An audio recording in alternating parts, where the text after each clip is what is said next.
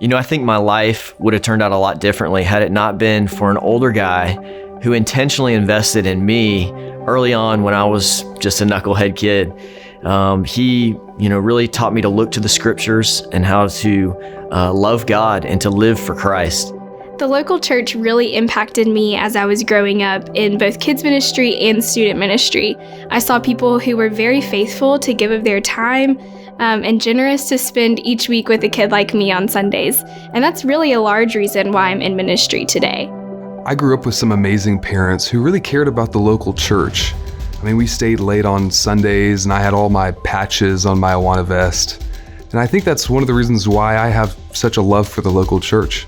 And because we've been the recipients of people who invested in us, we really want to invest in the next generation of kids in our church. Early on in Christ Covenant, we really could have treated kids ministry more like childcare, but it was evident that to Christ Covenant, they really took generational discipleship seriously and wanted to disciple not just adults, but everyone in the church, all the way down to the kids in the nursery. Christ Covenant has always had a student ministry, but it's really been made up of deacon and elders' kids. But I think through those families' bravery, other families have decided to jump in and link arms. I think other families have decided that through the local church, they really want to see the next generation grow in faithfulness and knowledge of our God. And as the church has grown, we've been so grateful for the emphasis that the church family has put on the children's ministry, and we can really see how the gospel is being reiterated to our children in a way that they are excited about and love. We don't want to just teach moral principles. We want actual lives to change. We want hearts turned. We want souls won to Christ.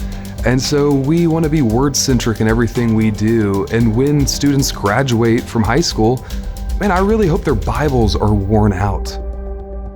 By God's grace, we have seen fruit in these kids' lives. Every week, we are seeing hearts being changed because of the truth of the gospel. The most impactful, and I think the most important thing we do in Covenant Kids is we share the gospel every week with every child. I've loved getting to know the students and their families throughout this time. And so I'm just so thankful for our time together and excited to learn and serve more in Covenant students. Well, as our student ministry has grown, it hasn't come without challenges. We've actually had to meet in 3 different locations. In each of those locations, though they're great, it's an individual room where middle schoolers and high schoolers are sort of all packed in together. A lot of hard work goes into setting up each space in Covenant Kids. A team of us arrives at the stay room at 6:30 in the morning, and we unpack trailers and set everything up before the kiddos arrive. And we have been so blown away by how our church has been willing and generous enough to come around us and help us create a space for ministry. But we know that we need a stable space for this ministry of Christ Covenant. We really want to set up intentional learning environments for different ages and different genders. So this is a great opportunity for us to do that.